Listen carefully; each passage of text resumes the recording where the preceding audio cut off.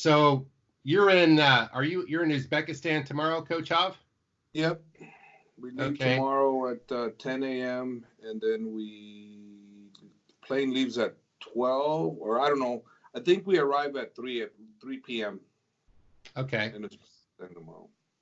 And then the fight, Umar's fighting, defending his belt on GFC. Is that what's happening? Yes. Okay. He keeps having a change of opponents. His last opponent just got hurt a couple of days ago, so now he has a new opponent. He's like 6-0 from Argentina, so not as high level of an opponent as the one previous, but on short notice, sometimes you got to take what you can get just to keep a fight. Well, there was somebody asked a question today on our YouTube channel. Now, you guys are building him up. How long do you think before he makes his jump into the UFC? He's done PFL, GFC. He has a title. I think PFL is a little more flexible. You can fight in other leagues sometimes, depending on your contract. I don't know what his contract's like, but he's ready for UFC now. So after this win, hopefully something can be worked out, and then we'll be seeing him in the UFC. But he's ready now for the UFC. He's been ready. It's just, there's nothing wrong with getting extra fights, getting more experience, because, when you're in the UFC, there is no easy fights. There is no gimmies. They're all tough. So why not be more prepared is the mentality that they have, and it works. Why not?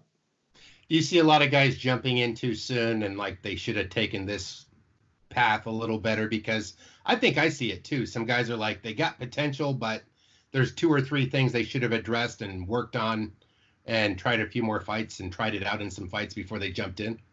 Yeah, but it's unfortunate that they don't have those choices, though. That they either take it while they get it or they don't get a chance to get in. So a lot of these guys that are kind of ready and are ready, but maybe could have used a little bit more fights outside the UFC. When that UFC calls, they take it. And maybe some of these guys should have taken a few more fights outside the UFC to really be ready, although they were, UFC caliber when they're being asked to come. It's just some might have been better off if they had gotten more opportunities elsewhere before they come into the deep water.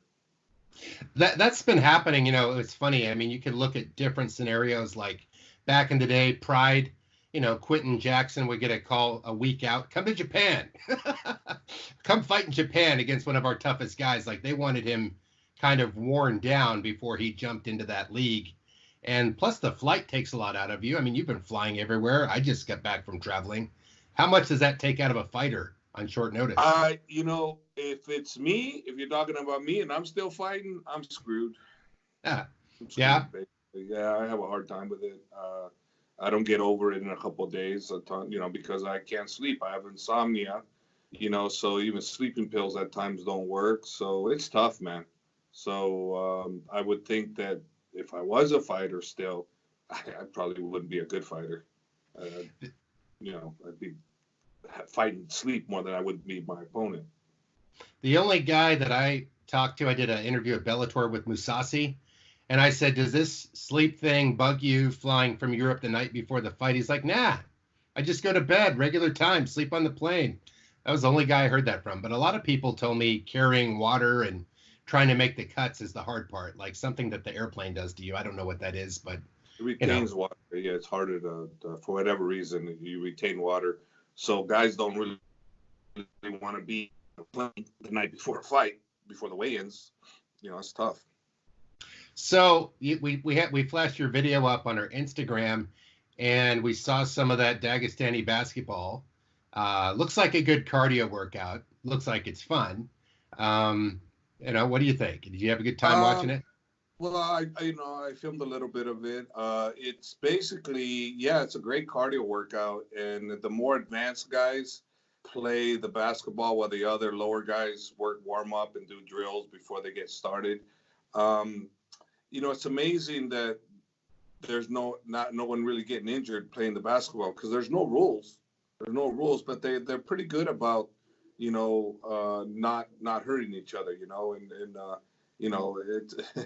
You think it's easy, but it's really not. Unless you've done it. It's like anything, right? If you do motocross and then you go out and you ride on this on the backyard, whatever, and then the guy, the motocross guy's this, precise guy, this and that, but then you got these guys doing behind backyard who've been doing it their whole lives too, and then the motocross guy comes in and tries to do the backyard stuff, and it don't work so well.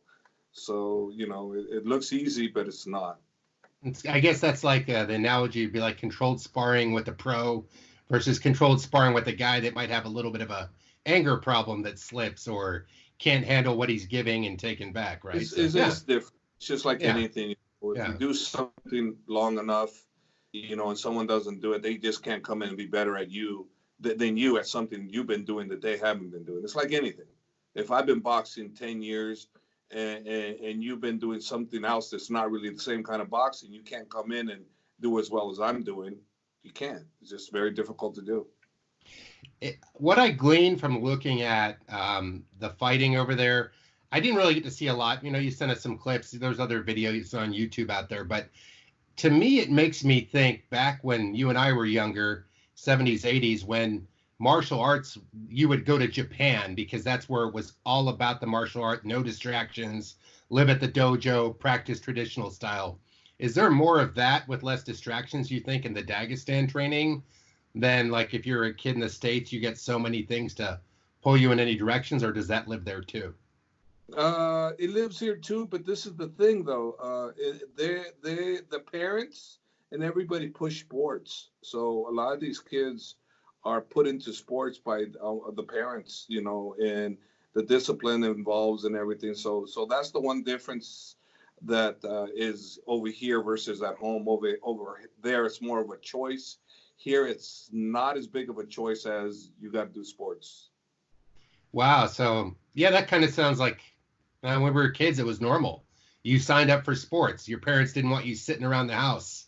I remember my parents talking about that, They're not into TV over here like they are in the States. And I don't know about the computer games, but I don't think so either. I don't think they're as big into the computer games as everything is back in the States. So I think a lot of these kids are involved in soccer or wrestling or judo or or samba or things of that nature. I don't think they're out there coming home and playing on their Xbox or whatever it is that's out there now with the new games. I think the vast majority of the kids are out there doing something physical.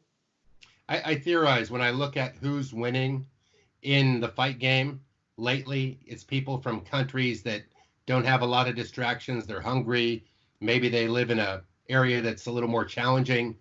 And the main thing is either have discipline and fight or, this is all you got. I mean, that seems to be without any other distractions. You see people out of Africa, out of Russia, out of other places, Poland seeming to come up in the fight game. Do you think the environment has a lot to do with that? I think the environment has a lot to do with it, but also mass numbers. When you go to the U.S., you see all these kids, they're out there playing basketball. They're all playing football, baseball, by tons. It's little leagues and this and that. Over here, you see a lot of kids into the martial arts, sambo, like I said, wrestling. They're involved in this very heavily, so that's the difference. That's why you see a lot, because there's more to choose from.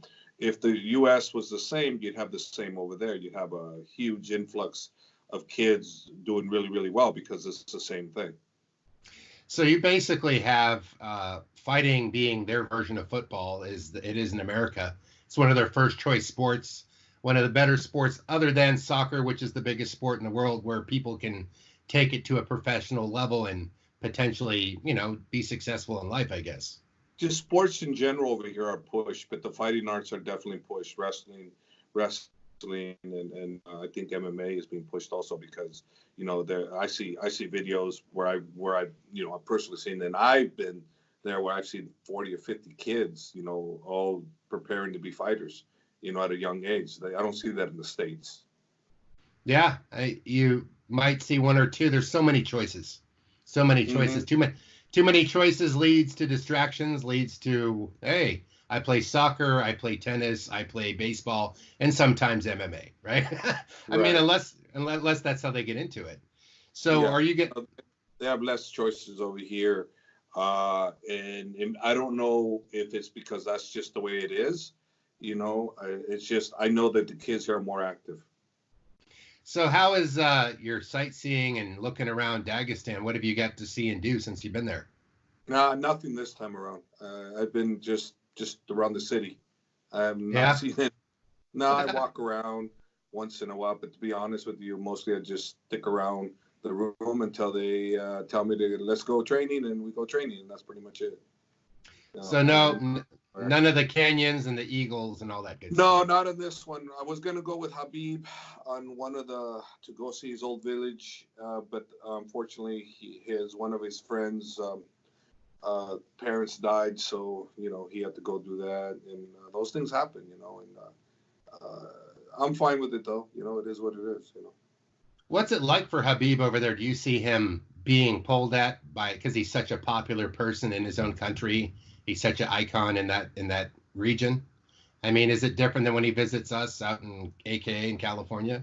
Yeah, it's night and day. Yeah. Over here, he's the biggest thing. He's the biggest superstar out here. Period. And he can't go anywhere. Myself included, I can't go anywhere without being recognized or people coming in pictures everywhere I go. Doesn't matter where I'm at. With him, it's just he's a superstar. He's Yeah. not just a superstar. He's a superstar. He's massive.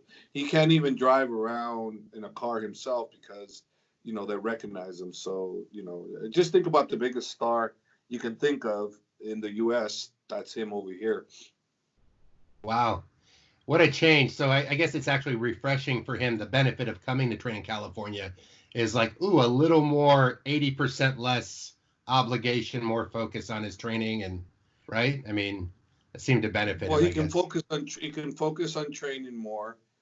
So yeah, he likes that. But he's been used to coming for every one of his training camps. He's done at AKA since 2012. He doesn't want to change that. So again, once the fight starts, he'll be coming back, to train. So who knows when the fight between him and Tony will be made? It has to be Tony. I hope. I'm pretty sure it's going to be Tony. So when that fight happens, we'll see. But Habib will come for training camp at AKA when that time comes because that's what he's used to. That's the routine. Not that he can't train here. He's just used to that routine, and that's what he wants to do. Now, if he changes his mind and he wants to train in Dagestan, then I'm here in Dagestan with him. So wherever he wants to train, I'm going to be with him for that whole, 8-week camp, whatever it's going to be. So, I remember we first started working with you and you were happy to be back from getting all that attention to be the semi-anonymous guy when we were having lunch. You're like refreshed. How much are you missing that right now that you've been on the road, or is it just becoming a regular part of the day? It's a regular part of the thing over here now. It's no big deal. It's not no big deal. I'm fine anywhere now. It's okay. I mean, everybody here is so respectful, and all they want is just a photo. They just say photo, photo, photo. I mean, people will stop their car, go to the side, and park, and then come running after you to take a picture. And it's everywhere. We're talking. Everybody is very supportive of Habib, and everybody knows who is involved with Habib. His father is massive, popular in all Russia, and then Dagestan. His father is the god. It's like crazy. So you got to imagine if his father's that big. I'm the next one in line.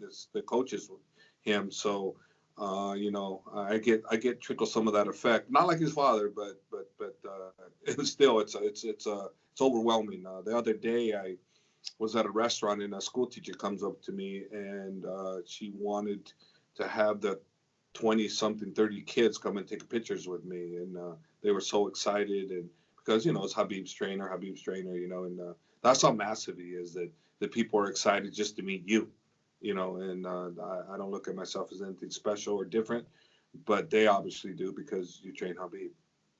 They do seem to put a lot. I see a lot of videos. He really seems to be wonderful with kids and wants to be a positive role model for children. And he seems to have really good core values. I just see that in the video. I see his energy in it. Seems to be looking out for people. Not only does he doesn't necessarily want to be. He is. It's just who he is. Yeah. He's not trying to be a role model. That's just who he is. He's being himself, and therefore it's a great role model because he's everything that you would want your son to be. He sticks to the principles, sticks to the family, sticks to his religion. So whatever it is, the religion you stick to, if you stick to the core, then you're going to be successful. And he sticks to the core of who he is and his family values and his religion. That's what works. And so he's not trying to be a role model. He just is because that's who he is. How is Islam doing? Have you seen much of him lately, or do you guys run into each other? I mean, what's it like? Do you see the guys every day, or it's every other day? People have obligations, like you said, the funeral that Khabib had to go to and stuff like that. No, not funeral, just consort. I don't know when the funeral is, but no, I see Islam every day. Basically, Islam's the one that's been picking me up, taking me to training camp. I train him today. I didn't train Islam, but I trained Umar, and then Zubaira. I trained Zubaira for a little bit, and then one other, the ego, not egos. There are no egos anymore. One of the other fighters from Khabib's team. Wow, so you have quite a few. Any other new upcoming prospects that they put your focus on? Like, check this guy out, coach. Here's our next guy, or no, they haven't done anything like that. But I've spotted one out that I think is going to be great, and that's Umar's brother. I think. He's the next superstar to watch out for. He's amazing. He obviously needs to be taken care of, and he needs certain things worked on. But I believe he's going to be the next one coming out from Khabib's side. That's going to be a star. Now, as for you and I both you got me on the keto diet. I went traveling. It's hard to stay on the road. I got to tell you. I mean, I did send you some pictures of the evil pastries that were all around there. How hard is it to maintain in Dagestan? I didn't even try. Every time I'm on keto, I do great when I'm at home. When I come out here, I blow it. So you know what? I don't even care. I just don't, because it's impossible to really stick that through and through, because over here, the hospitality, and they're always pushing things on you, and it's like hard to keep going. No, I'm on keto. No, I can't, because it's kind of like insulting in a way. So you just what? Yeah. Screw it. I didn't even try it this trip, and I won't. Every time I come down here, I'm not going to be on keto. I'm not going to be on anything. I'm just going to try, and the word is try, but I'm going to fail. It's very difficult to maintain some kind of a diet with all the delicious food that's thrown at you. I had the same problem. Everywhere there was new fresh bread and pastries, and just this time. Even though I walk 5-7 miles a day, man, it didn't help that much. Yeah. So what? I know you miss seeing your family.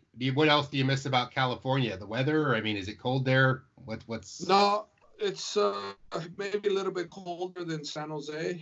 But this is similar to San Jose in a lot of ways, where Khabib lives. So it's very similar. They're close to the beach, close to the mountains. I mean, they got city, they got everything here.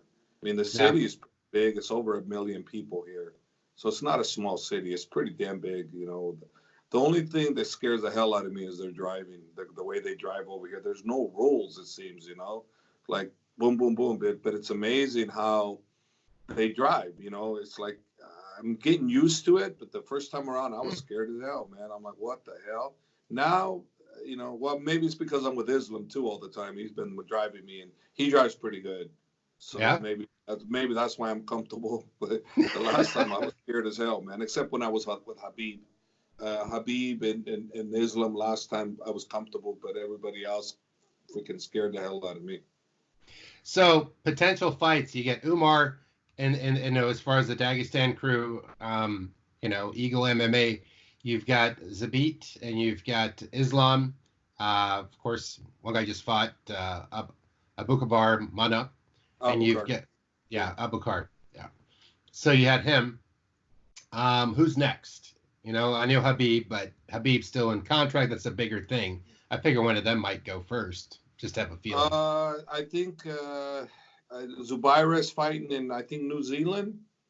They don't have an opponent yet. And so I think, and I could be wrong on that, but I think he's fighting in the new year in February. I don't know what's the date. I don't know. There's no contract. There's no nothing, but I hear that he's fighting potentially in February. And then they're working on Manap, which is Habib's cousin, the one that just fought in Russia and lost. And then Islam, they're working on him. And then if Umar is successful, they're going to work on him getting in the UFC. So to be honest with you, it's just expect Umar to be in the UFC. There's no way this kid's going to lose. He's just too damn good. And expect him to be fighting for the title within 2 or 3 years once he enters the UFC. The guy's got amazing kicks. He's the biggest kicker of the bunch, isn't he? I mean, never seen kicks like that. His brother's pretty impressive, but out of them, yeah, he kicks a lot. Well, he's been winning forever. He's been kickboxing champion, and obviously he was an amateur MMA champion. When they all went to China, they all won. And Umar's been winning quite a bit in almost everything he does. He's very athletic, very strong. He's very gifted. I think that's a good setup right there. Umar's going to do great things. So you'll be back in the States soon, probably in December, and back to the gym for a while, but then more on the road. You're becoming a traveler. Right? Yeah, I come back. I go to Uzbekistan tomorrow for the fights. And then I leave on the 24th to Abu Dhabi for Umar's brother to fight. So he'll be fighting there. Then I come back on the 30th, back to Dagestan for Umar's wedding. And then Habib's gym grand opening is on the 2nd. Then I'm on the plane the next day to go home. Then I go home, and then I'm going to take my sons to the UFC in Las Vegas. And then I go back one day. Then I take off for my first actual real vacation. I'm going to take my son to AKA Thailand, which is, becoming a huge destination spot for a lot of people that want great vacation, great training, great atmosphere, the whole bit, AKA Thailand. So a lot of people are going over there. So I'm taking my son on December 17th, and we're coming back on the 29th. I was wondering if you were going to go to AKA Thailand. I thought you were just going to Thailand, but it looks like Mike has built a hotel on the site, Mike Swick.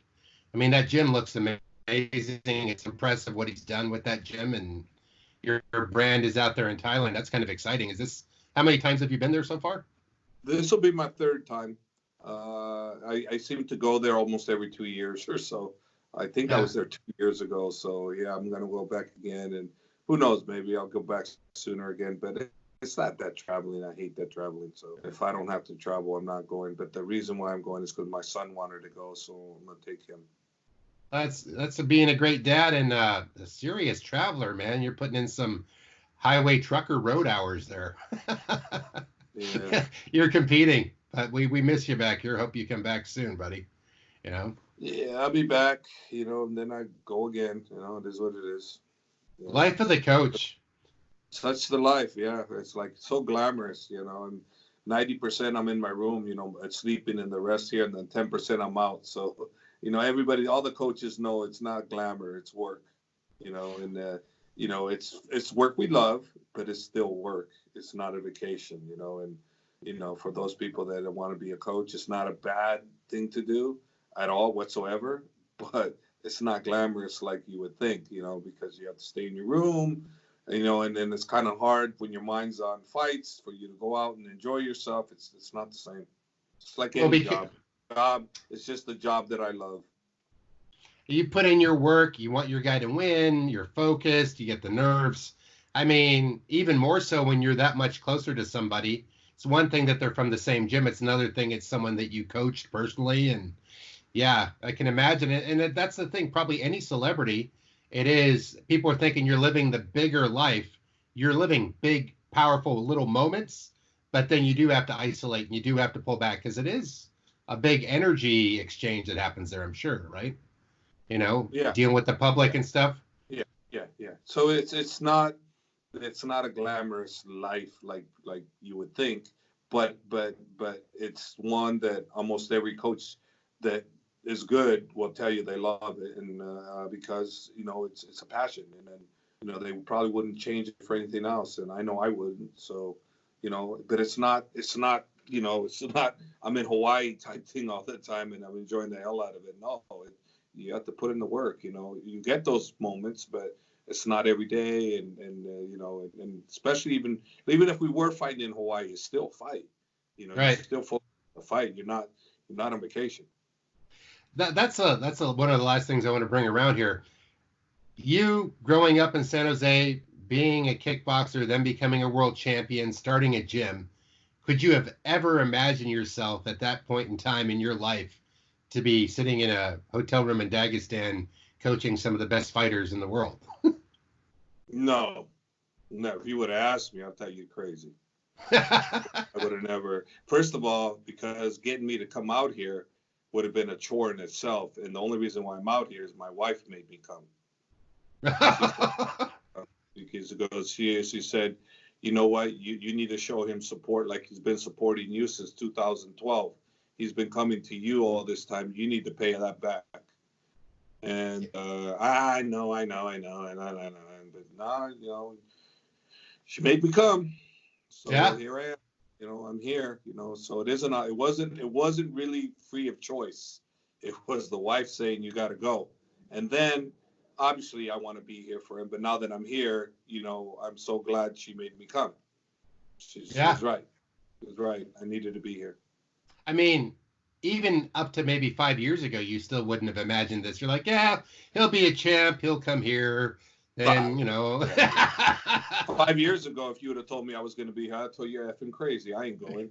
It wouldn't happen. I was not going to make it. So it took a while for it to sink in that I need to support them like they support me, and it sunk in finally, but it took a while because this was available for me to always come here. I just never wanted to come. It wasn't until she put her foot down a little bit and insisted that I make the effort to come down here. She goes, you need to come there. They've been coming here for you and supporting you and, being loyal to you. You need to show them the same loyalty. It goes both ways. And I'm like, yeah, they're loyal. I said, no, you need to show them. So, that's the truth. It's basically the reason why I made that decision to come again. And do I regret it? Absolutely not. Is it fun? It has its moments. Yeah, but it's a job, so it's a job. I got to say that just coming back from a long vacation, staying at some exceptional places, but driving through traffic that scares you. I went through the same thing and dealing with, go from Spanish to Portuguese. I don't speak Portuguese. What are they saying? Like things throw you off. So you're out of your comfort zone. And so you get those little moments where you feel great. Like you probably have a great meal with the guys and everything feels perfect at the right time. And then there's the stress of this and that and bleeding or hurry up and wait, I'm sure, I could see that. Go ahead. The number one thing I feel is like every time I meet one of their friends or someone I never met before, man, it's like how they accept you as family right from the get-go. It's like unbelievable. All these guys I never even met, but I meet them. It's like I've known them. And it's all about, being treated right and, respect. And they make you feel really, really good. I haven't been, no one, not one individual, not one person has made me feel bad since I've been here. Not one. Anyone that's ever asked for an autograph, anyone that's ever wanted to talk to me, they make you feel so at home. It's the custom here is just, it's unbelievable. They're great people everywhere. I'm not talking about just Khabib. I'm talking about every person out there that I've met here is incredible. So prior to this, had you traveled many other places in the world prior to working with your Russian fighters, your Dagestani fighters? Yeah, I've been to everywhere. You name it. Yeah. China. I've been to China. Yeah, I've been to China. I've been to China airport. Yeah. Pretty much.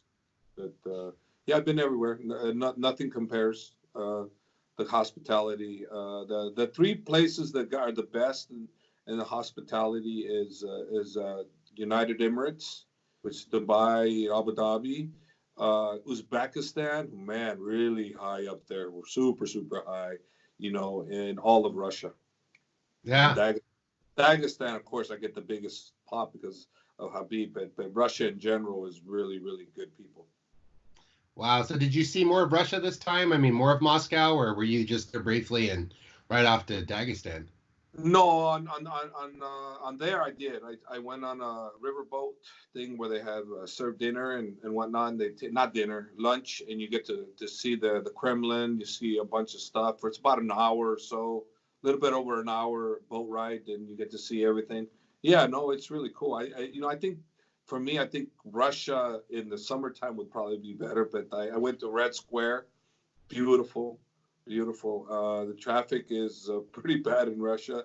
The buildings and everything is European style architecture. So there's nothing that looks modern. It's all European style, and it may be new, but it doesn't look new. But it's new because of the architecture, what they do, how they keep it all looking identical. And Habib and we're staying at a hotel that I didn't know it was a hotel, but it's the most beautiful thing I've seen. It's called the Radisson Hotel. It's right next to where the boats were, where we went. And man, it's a 5-star hotel. Wow, couldn't believe it. Unfreaking believable. Beautiful hotel. And the outside looked so beautiful. I didn't know it was a hotel.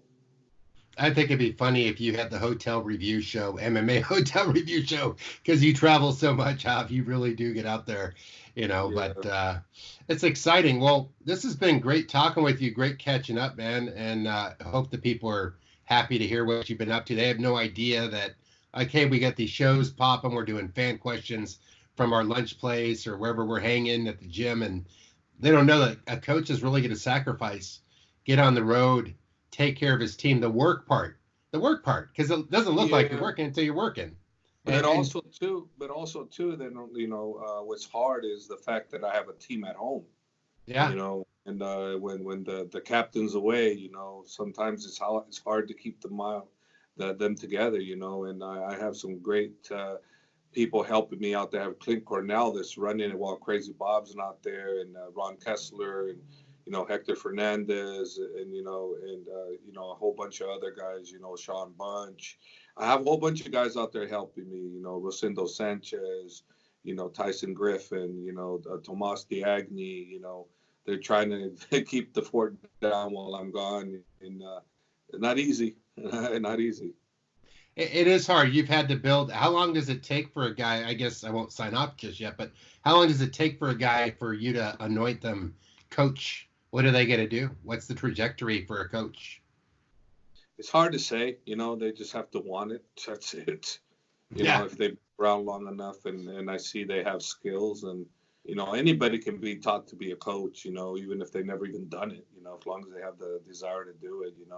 All it takes is brains and eyes. It doesn't, being an MMA coach, you don't have to be a tactician. You don't really have to teach technique as much as you have to know where they need to get it, and what you have to be able to identify what they need to work on and how they need to get it, things of that nature. You don't necessarily have to coach them on the technique. You can coach them in other ways.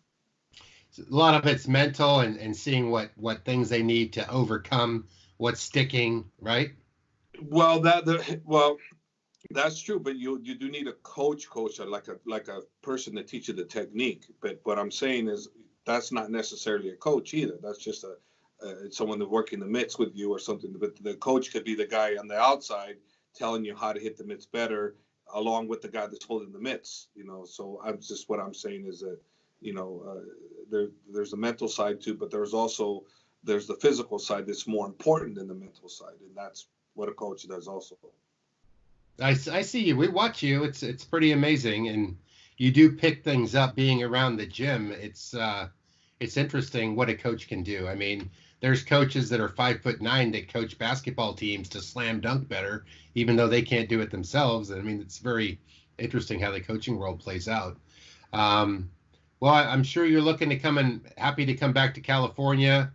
You're jumping in, jumping out, and then from January, going hardcore with AKA San Jose, putting your time Yeah. in, right? Yeah, January on up. Hopefully, I can stay rooted for a while and keep doing what we've been doing. We've had a rough year this year so far. We've had a good year and we had a rough year. And last year we had a fantastic year, and this year not so fantastic. And I'm looking forward to rebuilding. That's what happens all the time in the fight game. One year you're on top, the next year maybe you stay on top, or maybe you get knocked down 3 or 4 legs. Well, we got knocked down three or four, even five legs. And we won some good fights, and then like we lost some major ones, and then we've lost some by the judges' decisions. I mean, which is the fight game, and we had a rough year, and we win more than we lose, but we still, we've lost more this year than last year for sure. And I look forward to a new year, and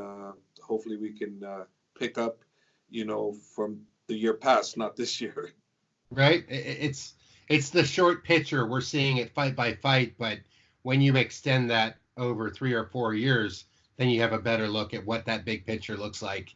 Then the winning, the averages, and the numbers, they're different. Yeah. Well, the thing is, we've been a top team for close to 20 years, and I will continue to be a top team. We may not be number one, we may not be number two, but we're still going to be a top team, So there's no team that's been around as long as AKA has. A lot of the top teams now, those guys weren't even around when we were around, and we're still here. We're talking back in the day where Shamrock had the submission thing, and there's so many other teams that went bye.